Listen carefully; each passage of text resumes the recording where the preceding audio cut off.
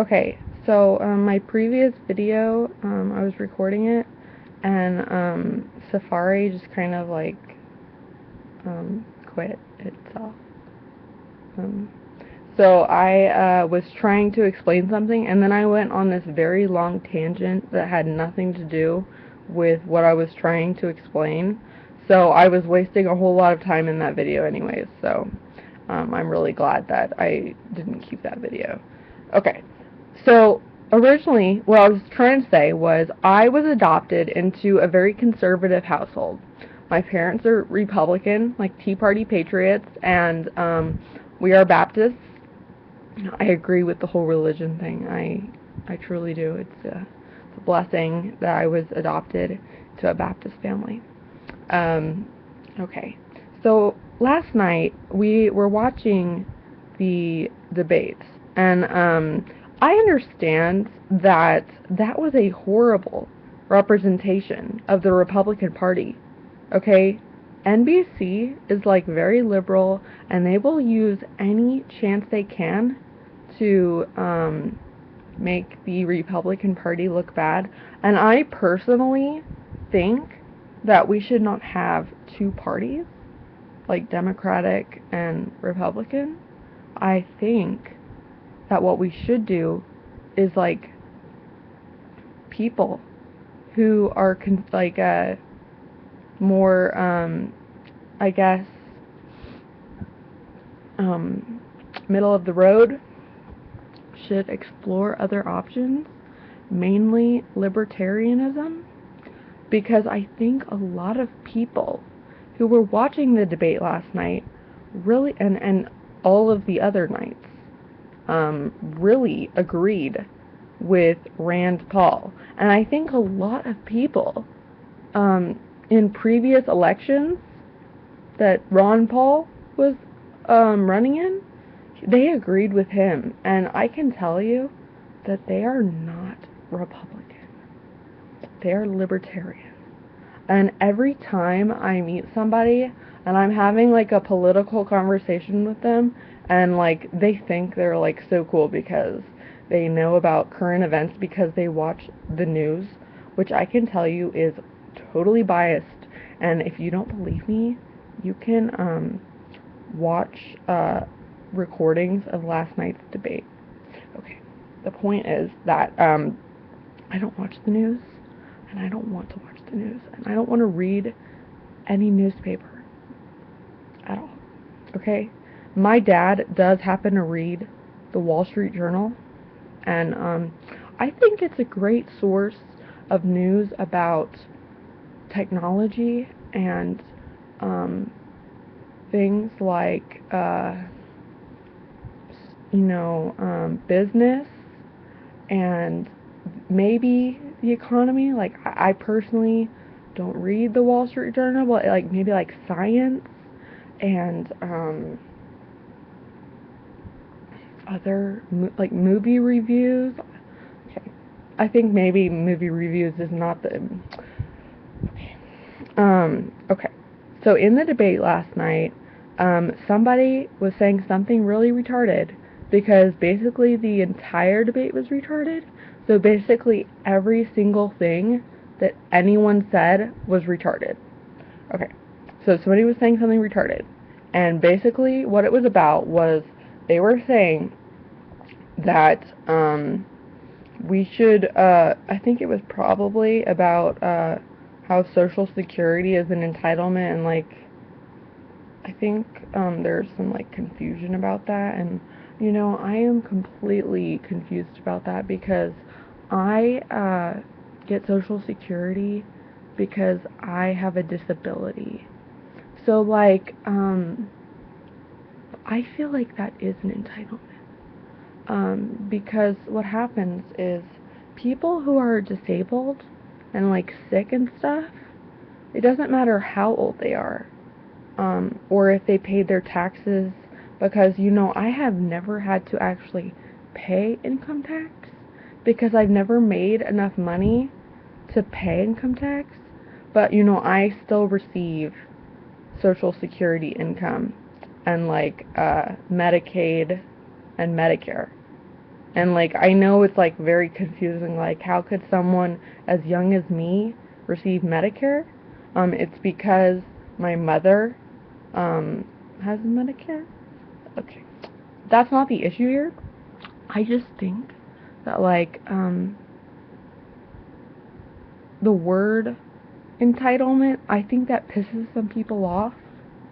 Like, my father, for example. And I think that,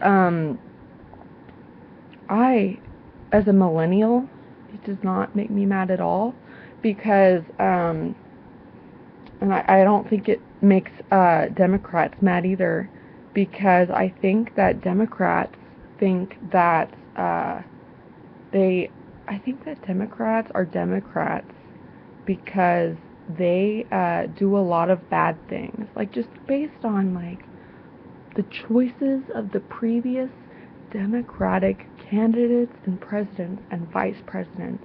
If you look at their social history, you can see they have not made very good moral life choices.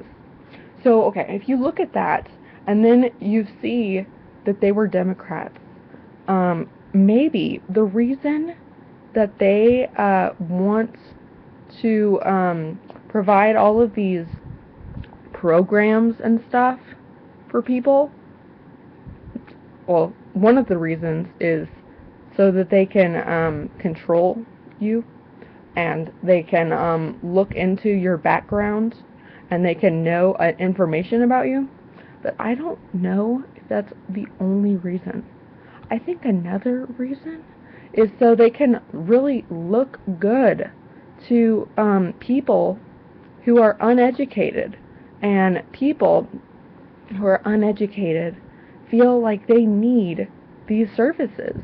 So, like, if people who are uneducated, like, wouldn't normally vote for something, then, and they feel like, for example, okay, well, if a service is going to come into my area, like, they're gonna build a, women's clinic which provides free healthcare, and, like, the Democrats are all like, we love people who are poor, we care about them. You know, obviously, they don't actually know those people. Okay, so, and they're not gonna go meet those people, and they're not gonna spend any time volunteering at that clinic. And even if they did, they wouldn't spend any time actually bonding with those people for more than 2 seconds so that they could get some photos. Anyways.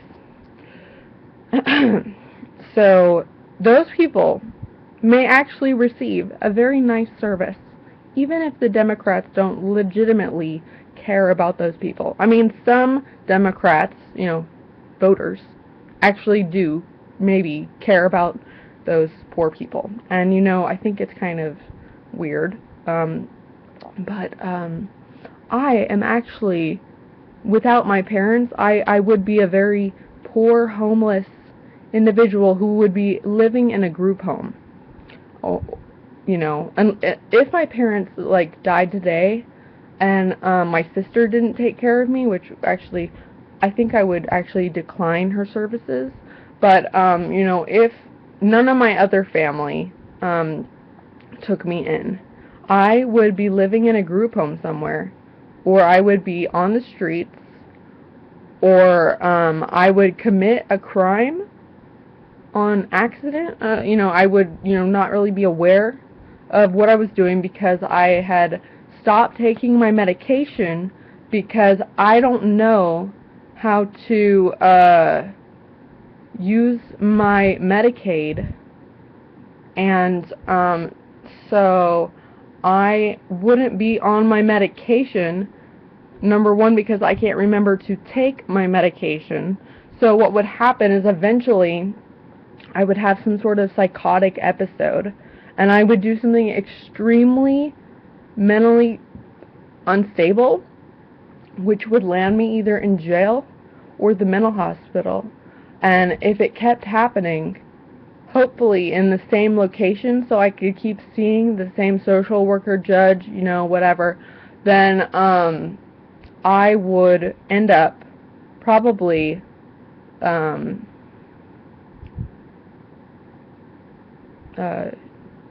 in a good way. So, I'm kind of relying on people in order to stay out of a very bad destiny.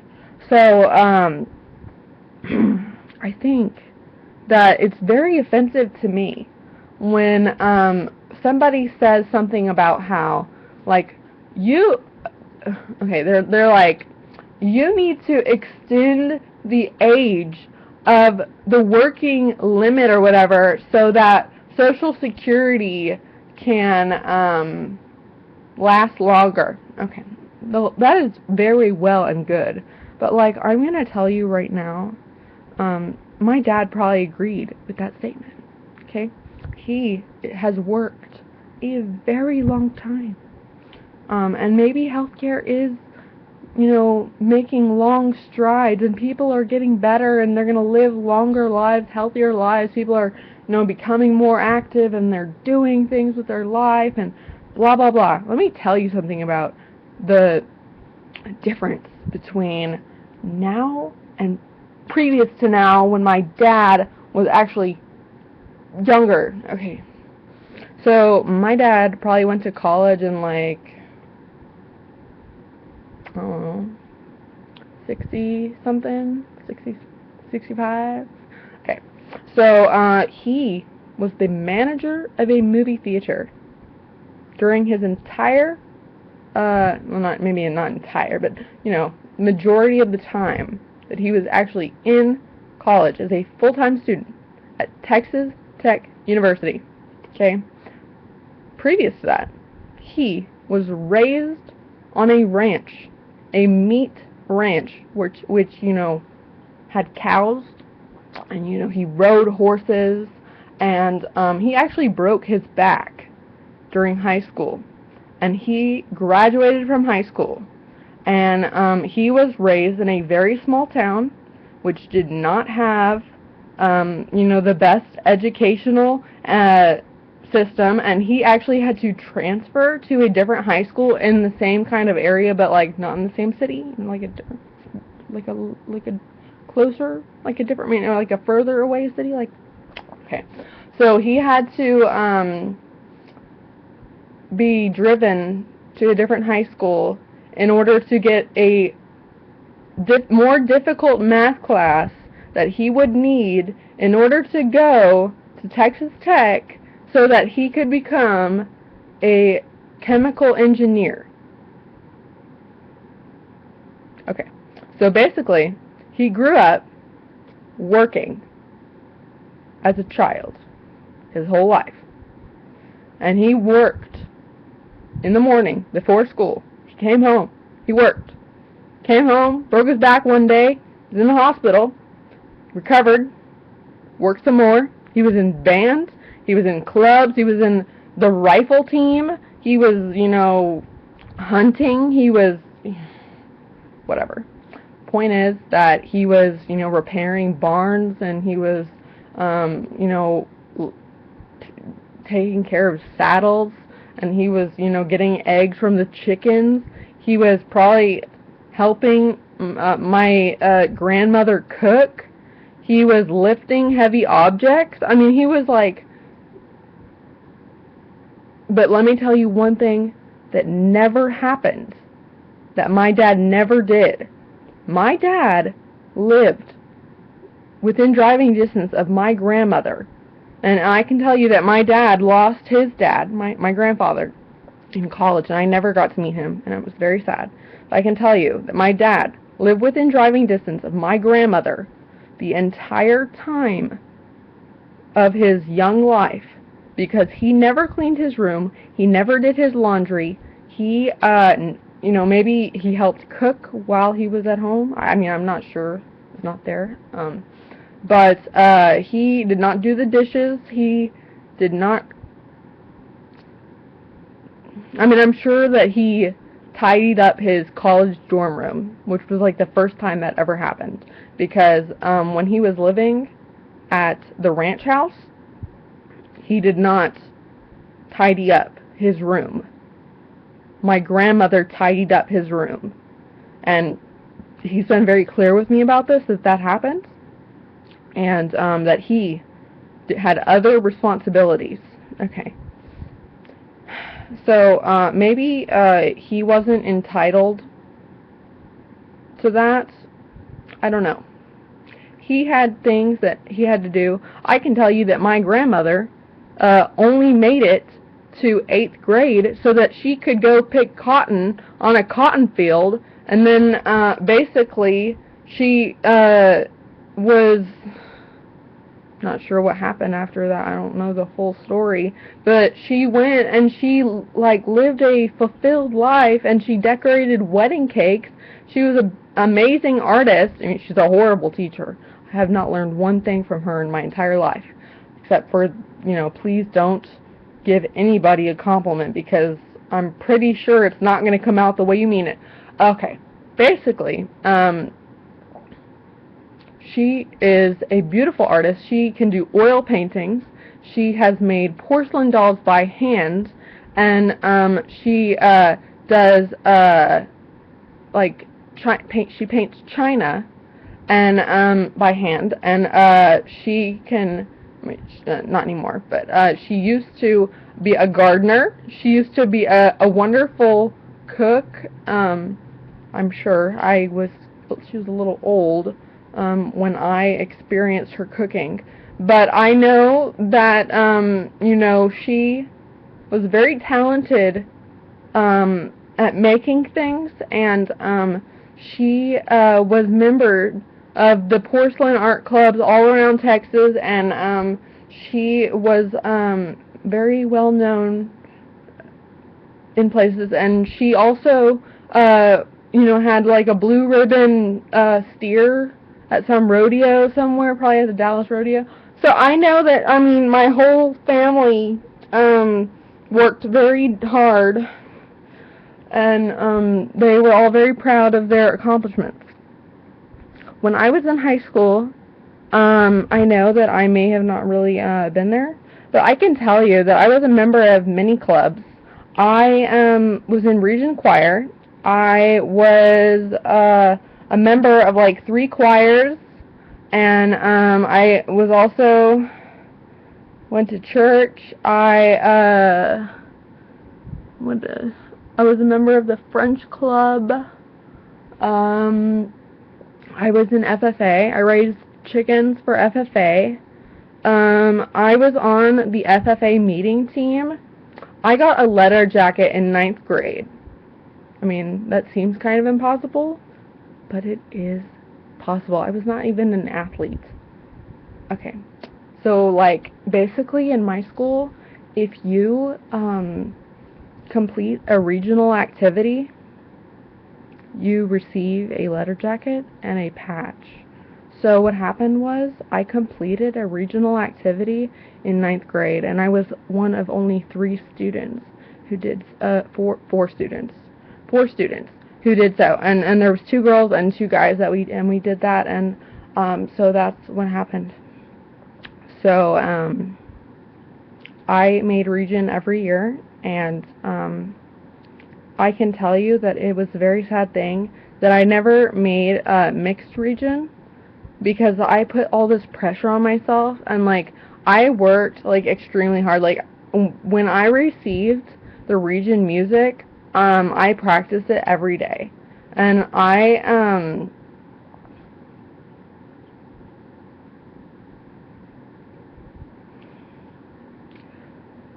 got very emotional about it, because I was like, kind of like a very, it wasn't like I had to be the best, it was kind of like that. I think it was like, everybody in my choir was kind of like, well, I'm better than you, and like, I have like a better voice than you, and like, I'm cool and popular because like, I have the best voice, and it's like, okay, well, I was put into Broadway Ladies as a sophomore because I guess I proved myself by receiving a letter jacket. So, the only people, actually some people that were put into Broadway Ladies as a sophomore did not receive a letter jacket. And personally, based on things I have learned about them since high school, they should not have been in Broadway Ladies. Because I know what happened was, Broadway Ladies was a 12-member singing group, and like maybe like 4 people graduated, my freshman year. So like maybe like 4 people should have like been put in. But like actually what did happen was like maybe like 8 people were put in. And like I understand that like, okay, when I was in middle school, see, we had a very talented group of ladies, and well, actually we had a very talented just choir all around. We were kind of known around the city as like being one of the best groups of people in the area, because we kind of had the most people making state and mixed region, and we were not, I mean, we were a 5A school, but I mean, like, we just had a really good director and just very talented people. And what was really sad was that our principal didn't put a lot of money into our program, even though I'm sure that we were bringing a lot of money into the school. Because what happened was a lot of people cared about football. And even though, yes, our football team was very talented and also won a lot of football games, they didn't win state. And what happened was, we had like maybe 6 or 7 people my senior year, junior year or something make state. So I can tell you that, like, and also, my Broadway Ladies, we performed at Kansas City ACDA, and that was a lot of hard work. And we were selected out of like thousands of choirs. So I mean, that just goes to show that, I mean, we were, you know, really something. And I mean, like, I have seen other choirs in different areas of the United States perform, you know, because some of my family members were in choir, and it's like very sad. My sister was in choir, like in the same district as me, at a different school, because what happened was she couldn't handle the bullying like I could. Like, I went to school and I was bullied, and what happened was I was a very tough person, and I know that it did get to me. Like, I came home in tears sometimes, but you know, I wanted to be a part of the choir, and I wanted to be in FFA, and I wanted to be on the French club, and I really enjoyed those things. So, what happened was my sister, she was very weak and felt like people had to come up to her to be her friend. And I mean, that is just not the way that high school works. I know it works like that in the movies, but okay. So, she said that only one person talked to her, and I think they asked her, like, what page to turn to on her first day of school. So, like 4 days later, she, like, transferred to Canyon Lake High School, which is, like, a new school in the district, and it was, like, a very long drive. And she made my mom drive, like, I don't know, it was, like, 50 miles away. Like, I had to drive 30 miles to get to Canyon Lake High School, when, like, in the Northeast District, like, there was a high school 15 miles away from me. Like, it was really stupid. I mean, I'm really glad I didn't go there, though, because they didn't have, like, the talent and the teachers. Okay. But my point is that, okay, like, there was really no preparation, in my school for, like, a job. Like, okay, sure, the best teachers that we had were, in, like, extracurricular activities. And, I can tell you that I had a wonderful English teacher, but I can also tell you that if I majored in English in college, there wouldn't be that many jobs that I could do. And I can also tell you that the main issue I have with completing college, even if it took me 8 years, is passing college algebra.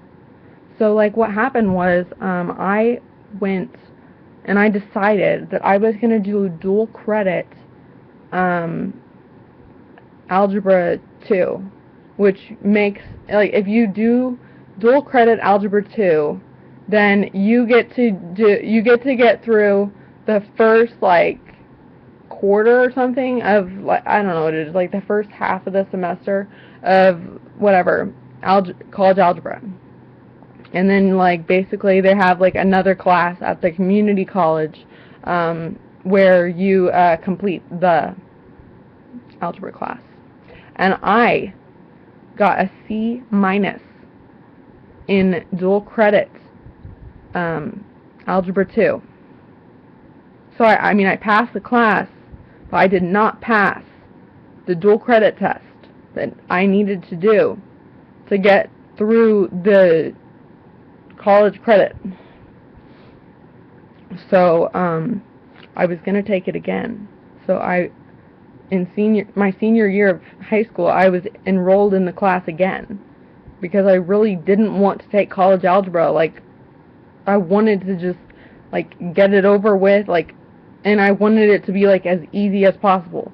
I knew from the moment that I stepped foot in a math class that was in middle school that in my lifetime, in my personal life experience, that I personally was not going to need algebra. And I did know that I needed to pass algebra to get through college, but I knew that, that was the only thing I needed it for. And, like, if I was going to be in some job, what I really needed was, like, really good skills of, like, money, like, stuff. Like, I needed, like, good skills of, like, Excel, and, like, I needed, like, accounting skills, and, like, I don't think that there is, like, a high school accounting class. And, like, I needed, like, a Salesforce class. Like, I don't think there is, like, a high school Salesforce class. And, like, I also needed, like,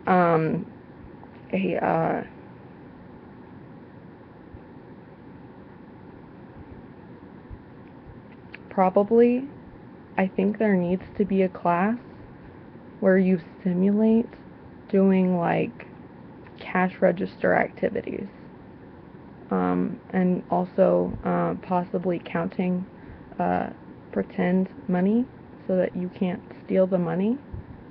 But it looks exactly like counterfeit money. Like, not exactly counterfeit money, because, like, if it was exactly like real money, people could steal that, and then they could, go to the store, and people would think it was real. So, I mean, it needs to be, like, Monopoly money. Okay. So, like, maybe there should be, like, a business class in high school, that you could take, and it could be dual credit, and you could, start, like, your first class for your college business degree. Or there could be a class where you, learn about, like really stupid people, like in math and stuff, like me, learn about, like, what kind of jobs you could get if you're really bad at math, and you could, like, practice, like, retail jobs and stuff. And, like, I know there are, like, some jobs, like, where you need to do, like, auditing, and, like, I love auditing. Like, it requires a lot of counting, though. So, I think that if people want to be good at auditing, they need to be counting things. And a lot of people end up auditing stuff, and see, that's like an entry-level position. But you know, a lot of people with, like, college degrees end up doing stuff that is like an entry-level position. And I think that if you have a college degree, that is not entry-level. So, and I think even if you went through, like, a program in high school where you, like, were an apprentice or something, that is also not entry-level. And I also think that any time somebody is going to do a one of those things where you an internship, if you're going to do an internship and it's going to be unpaid, and they're not going to give you any compensation whatsoever except for experience, I think that basically you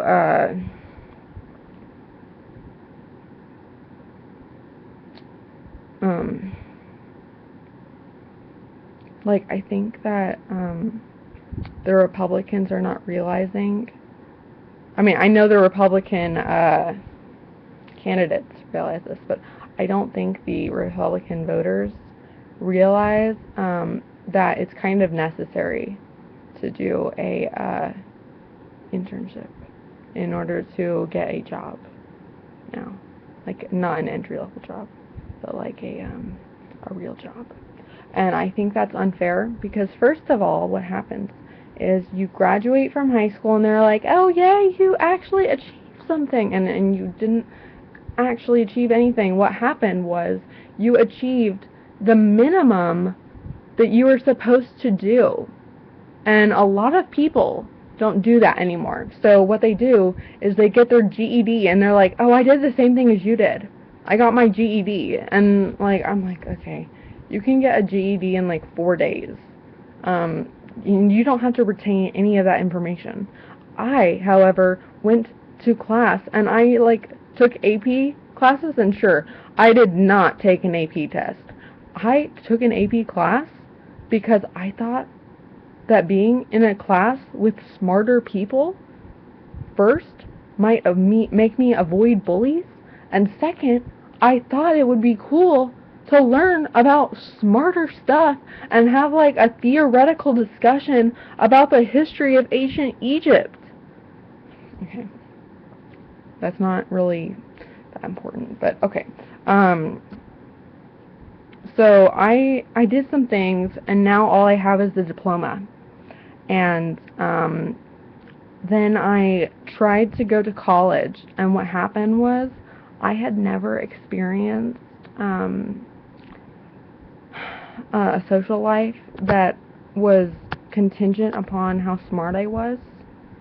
And then what happened was I did, and then I became not so smart socially because I am really not street smart. So people thought that I was smart, and so they thought that would mean that I was fun to hang out with. So I tried to be fun, and I think they did actually think I was fun, which was really weird.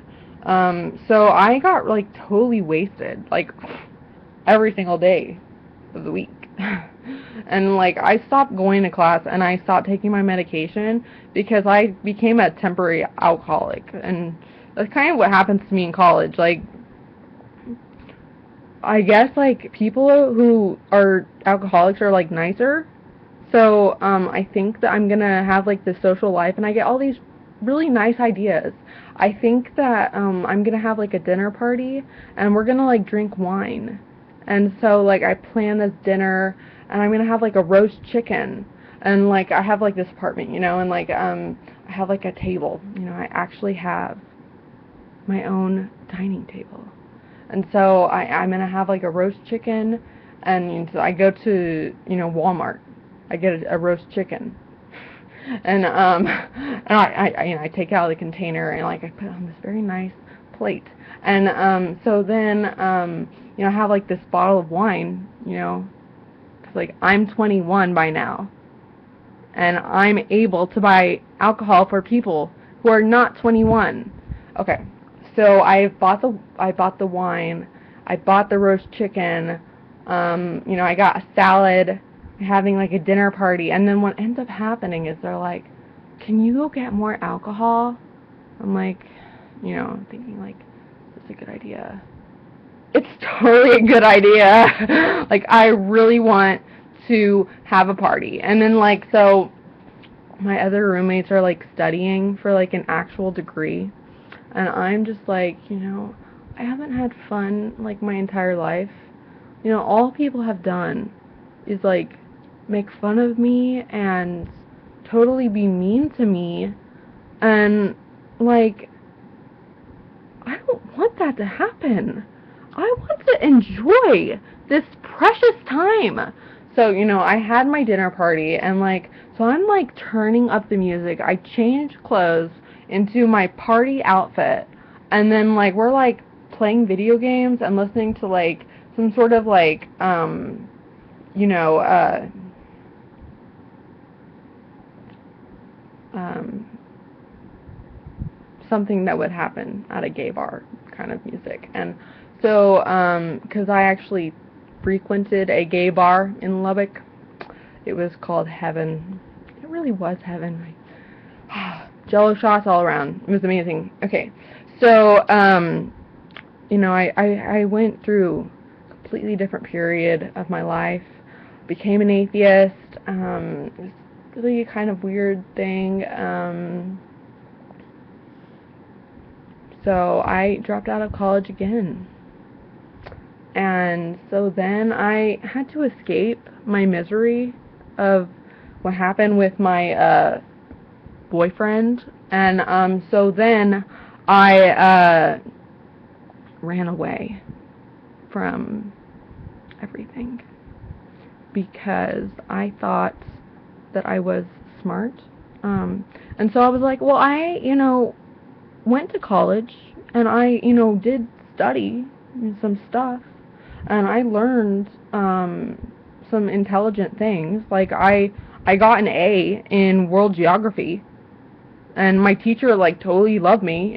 Actually, at one point, she did come into the class, and she was hungover, and she closed all the shades, and she had sunglasses on, and she rocked the look. But I think, and that actually happened to me too, and I think that we bonded over that.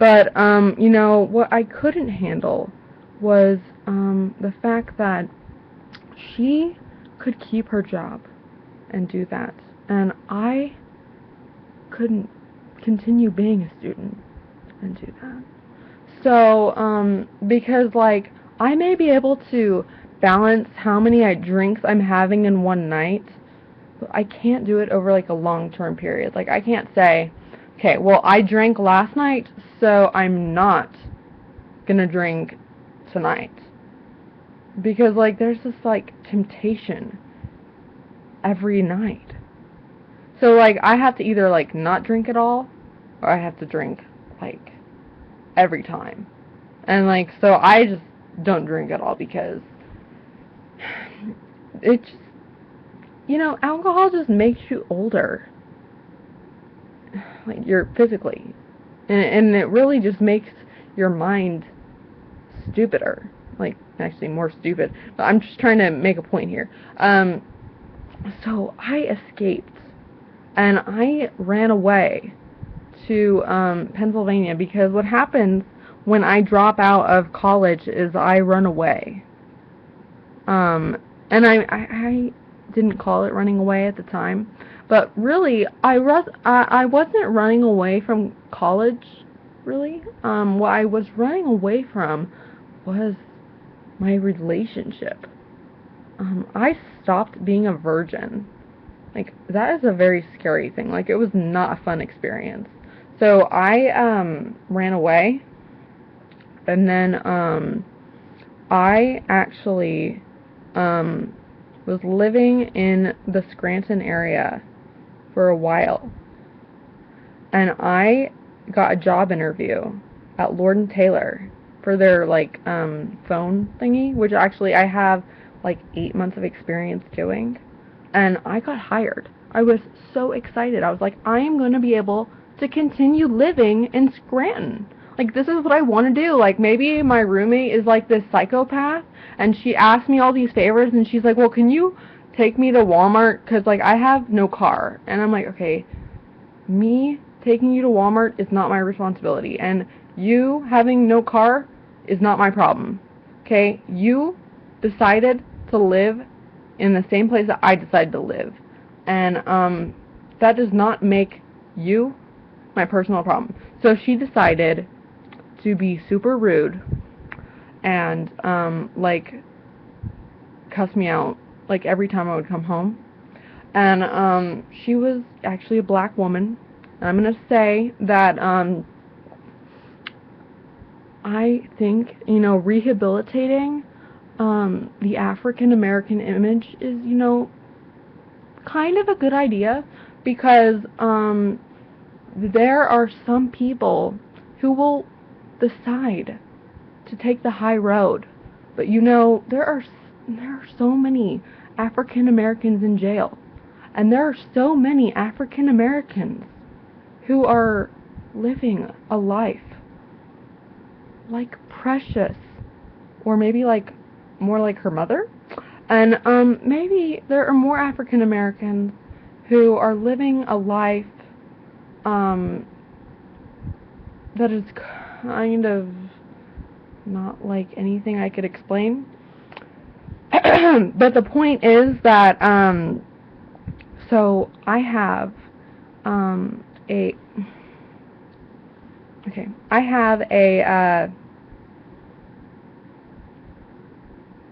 I have a pumpkin. Okay? I have a pumpkin, and it's orange, okay? And I paint over the pumpkin, okay? It's now a silver pumpkin. And just because I painted over the silver pumpkin, painted the pumpkin silver, does not mean that the pumpkin isn't orange anymore. Okay. So, I think, that, see, I was really excited about this job. And so I thought for a little while that my best friend from kindergarten, I thought that her wedding was really important.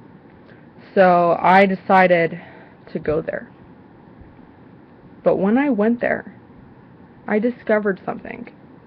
I discovered that I was not important anymore to her at all. And I discovered that I wasn't important to anybody that I used to know from kindergarten all the way up to 4th grade. Nobody was excited to see me. And I really wasn't excited to see them except for my best friend. And she was not excited to see me. And she was actually a little surprised to see me, even though I did RSVP to the wedding. So, I kind of called her a little bit before that, and I told her that I was coming. So, I think, you know, what I think I don't understand is, how that happened. But what happened was, along my way to get to Houston, I stopped in New Orleans, and I was staying at a very nice hotel. And I kind of like stayed there for several days because I just love New Orleans. And kind of just walked around the city and just experienced it. And I ate at that, you know, whatever that place is, And it was, I couldn't even barely eat that thingy, beignet thingy, and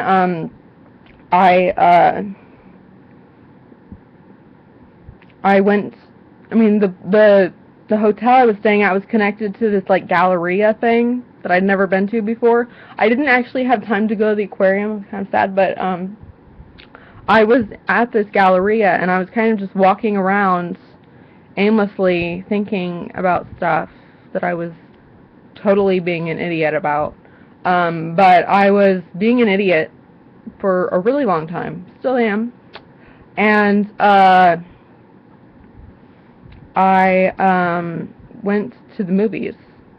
And I, watched the movies, and I ate some food at the place where they serve food, and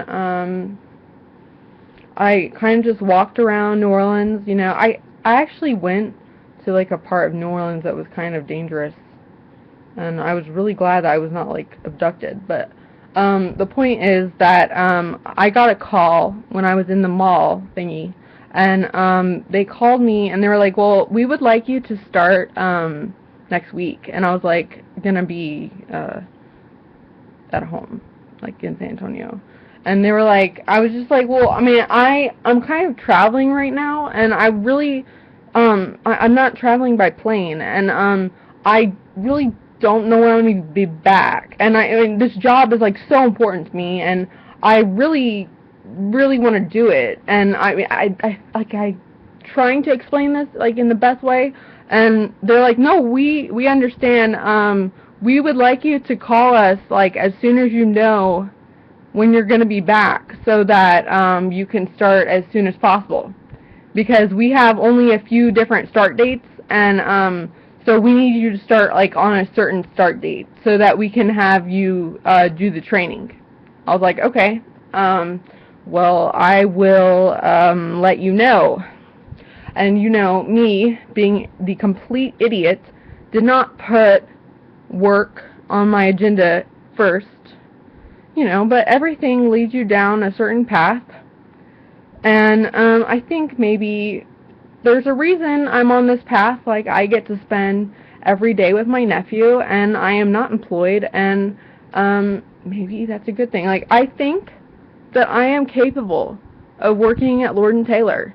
I was capable of working at J. Crew for 8 months, and the reason that I stopped working at J. Crew was because I did have a little bit of a truancy problem, but the reason that I had a truancy problem was not the same reason that I had a truancy problem at high school.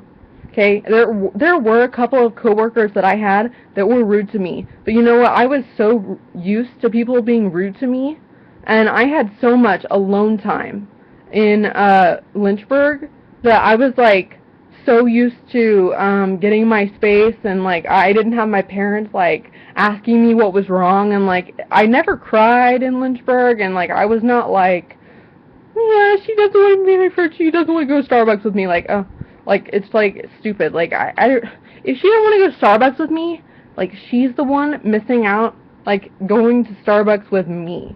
Like I am like an amazing person to go to Starbucks with, because like obviously if I can talk to a YouTube video for 48 minutes, then I am like a really good person to converse with. I mean, maybe like you don't get a word in edgewise, but at least I'm interesting. Okay, nobody's perfect. Okay, but you know what? I think really it's important to take a look at the fact that I was like absent or late to work at J. Crew because I was having medicine problems, like remembering to take them, and I was actually really trying to live life, like cook food, like go to the grocery store and buy it and like make it, and not be a lazy bum and like lay in bed and just not do anything. Like I sometimes, had to go to the gas station and just like eat a muffin and like drink an icy in order to survive, and that was like the only thing I ate all day because I was just like so overwhelmed that like I really couldn't buy or do anything else. And like I didn't really want to like spend like tons of money because like sometimes I went to Target, which actually was kind of far away, so like I didn't really want to drive anywhere. And so like I went to Target and I ended up buying all these fall decorations. And like I was in Target and I was like, oh my gosh, there's like this wooden bowl. This is like a gorgeous piece. Like, what is this made out of acacia wood?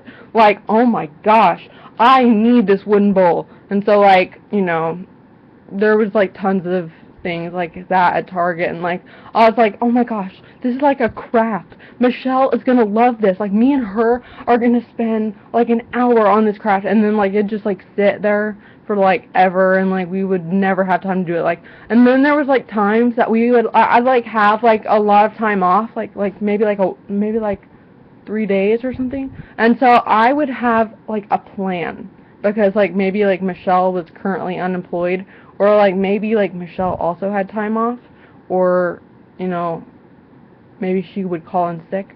I can't really remember, but I had this plan. I was like, okay, Michelle, so I somehow discovered, I don't remember how, but there is a national forest, and it's like an hour away from here, and there's like this like if you drive through there, like there's like this drive along CD thingy that you like listen to it, kind of like when you're in an art museum and like they tell you about all the stuff.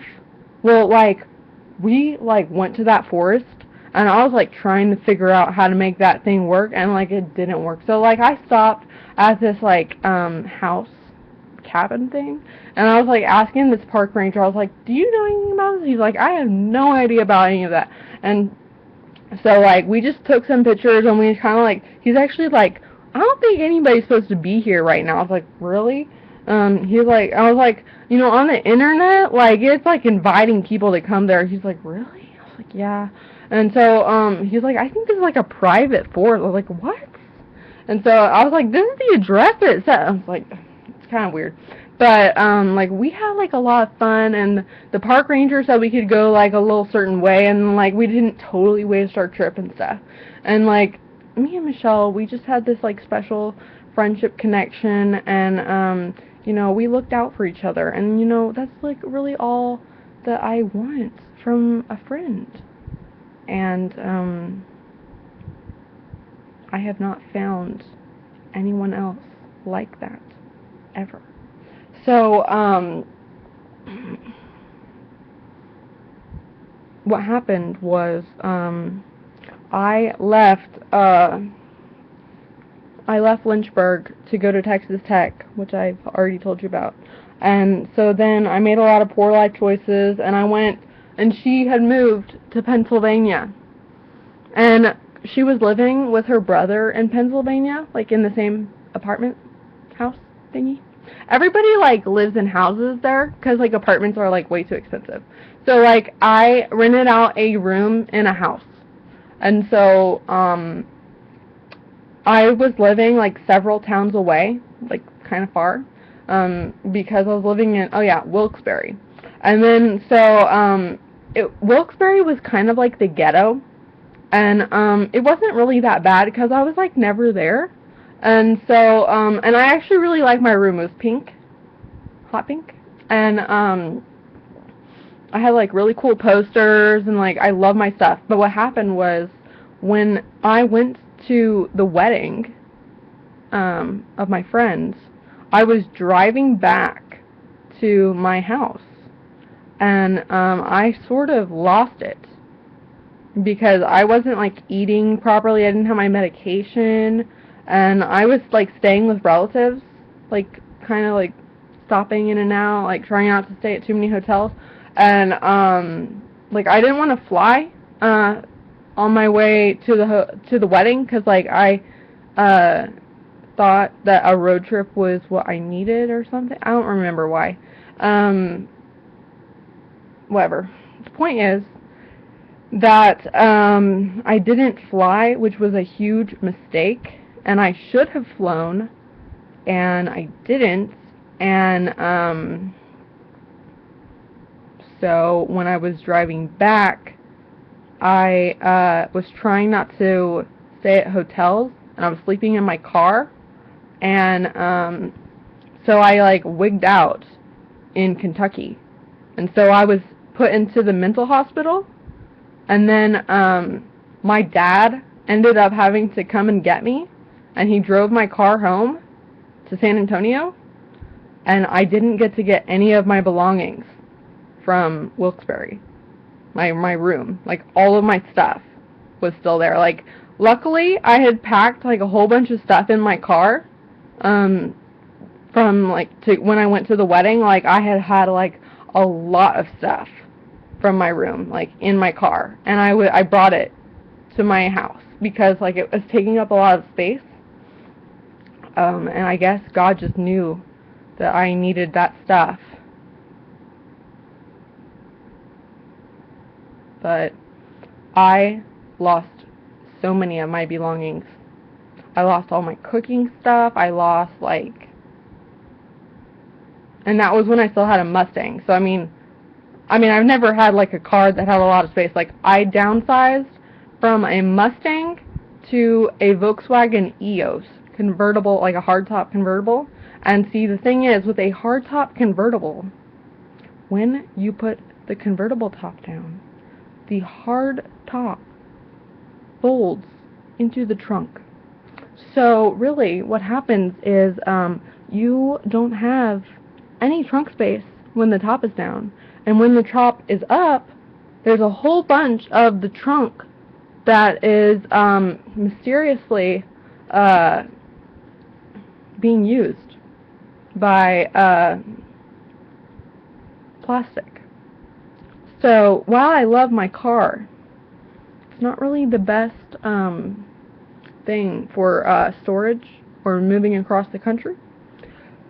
And I am not saying right now that I want to move across the country. I have no reason to move across the country, and I have no one to move across the country for. I am just saying that it would be cool right now, in this very moment, if I could work for Lord & Taylor. And I miss the times that I had in Scranton. But Michelle no longer lives in the Scranton area, so there's no reason that I need to go there, because I would be completely alone by myself. And she now lives in Massachusetts, and the only other person I know in Massachusetts is not someone that I want to see right now, so I have no reason to go there either. And she's also a new mother, and I don't think that I'm really a healthy influence, because I would just distract her from her motherly duties, which is my thing. So, yeah.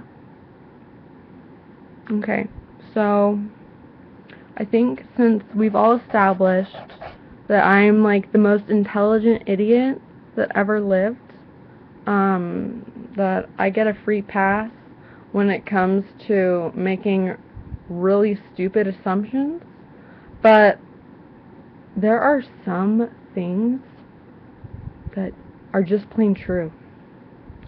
And I think that if you personally don't address those things, then you are an idiot.